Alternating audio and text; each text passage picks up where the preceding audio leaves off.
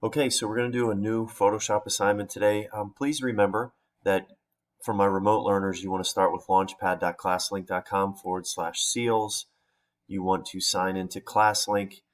You want to verify that your Google Drive is connected through Managed Services. You want to make sure that that's connected there. You can see mine is. You want to log into the remote application server, which does take just a minute or so here.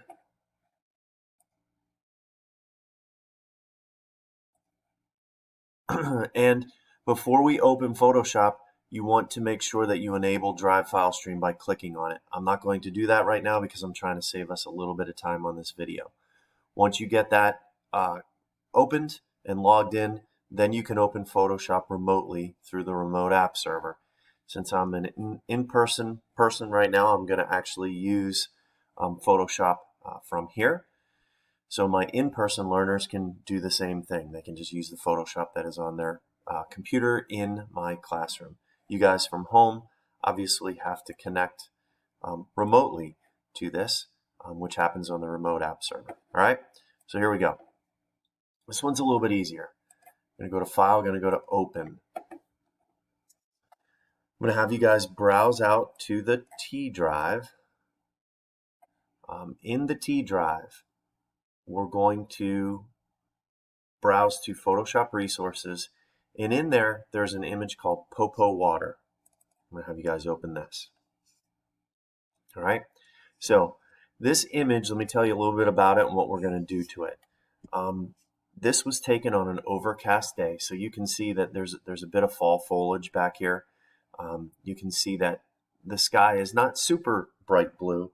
It's a little more overcast than anything, and because of it, because this was taken in natural light, the image doesn't quite pop. So this assignment is all about making it pop. And unlike past assignments where we'd go over here and grab a selection tool or magnetic lasso tool and select a portion of it, or use the magic wand and selecting a portion of it, we're not going to do that. We're actually going to do something that affects the whole image. So to get started, we're going to go to Image Adjustments, and there's a couple things in here that are always my go-tos. The one thing I want to remind you of, as you are doing this, like the first one we're going to do is brightness and contrast. How you don't want to do this assignment is to just crank everything one way or to crank it the other way. Not a great idea, all right?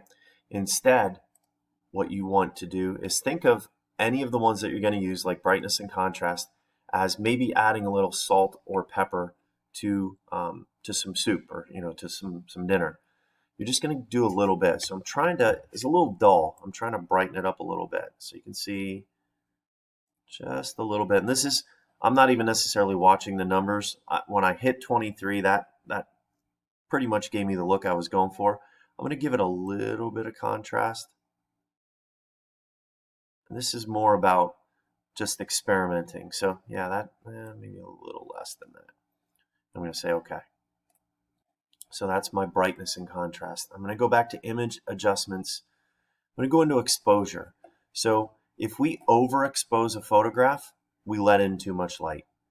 You can take photos that look like this. You don't get paid much for them, but you can take photos that look like that.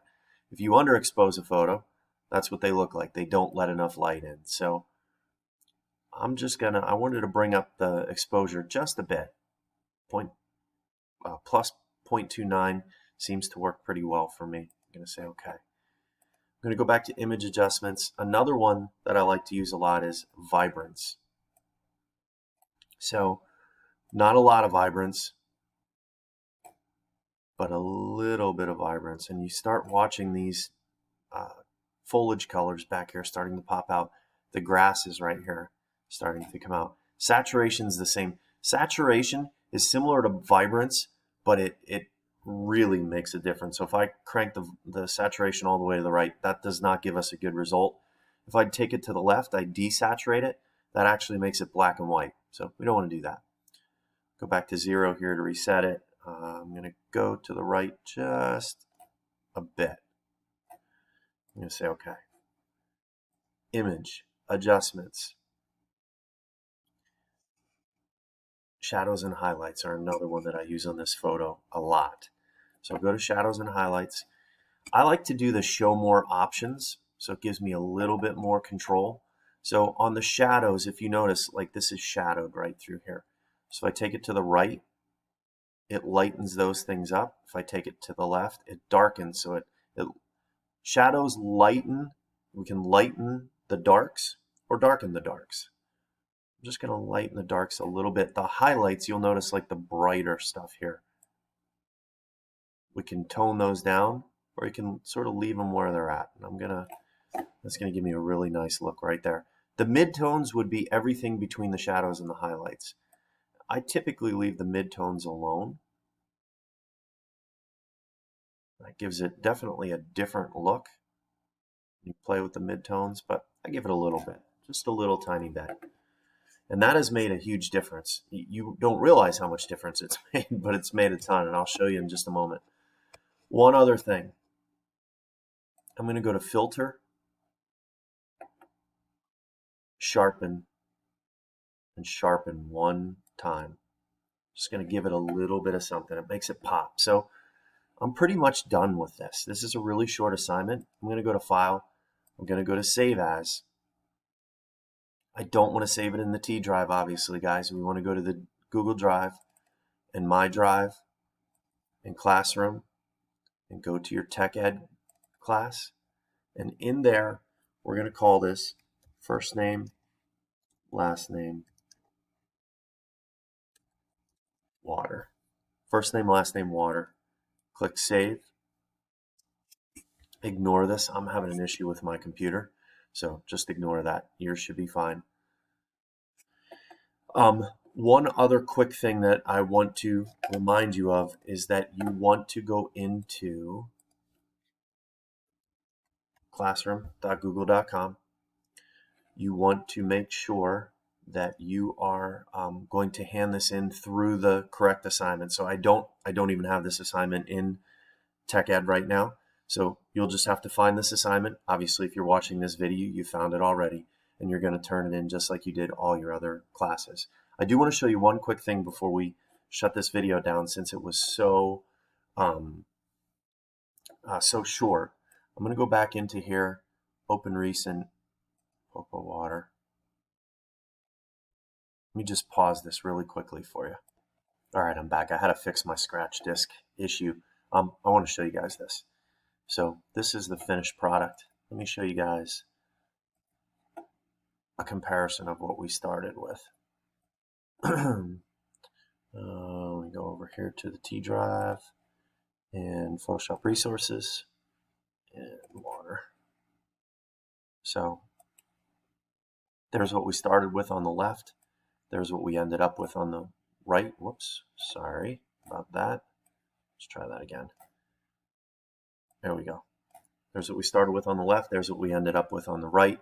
So again, photorealistic. You wouldn't, if you never saw the photo on the left before, you wouldn't necessarily look at the one on the right and say, wow, that's a fake.